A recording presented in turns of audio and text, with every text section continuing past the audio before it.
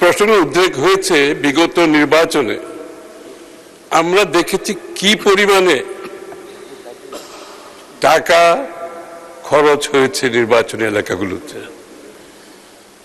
অবিশ্বাস্য রকমের টাকা খরচ হয়েছে।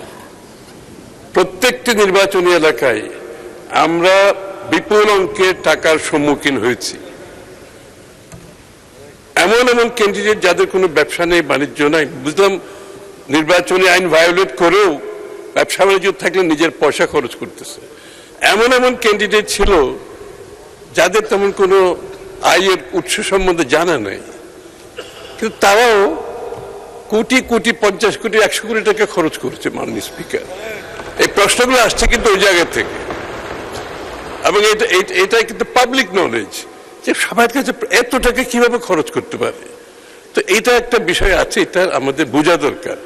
এটা অনেক কারণে, শুধু ব্যাংকের থেকে টাকা নিয়ে যাওয়ার কারণ না, আরেকটা কারণ হচ্ছে আমাদের নির্বাচনী ব্যবস্থা, গণতান্ত্রিক ব্যবস্থাকে এটা বাধাগ্রস্ত করবে। এই ধরনের অর্থ আপনি আনআর্নড ইনকাম, যারা ইনকাম আর্ন করে না, এই টাকা যখন পলিটিক্সে আসে সেটা রাজনীতির জন্য খুবই ক্ষতিকর। মাননীয় স্পিকার।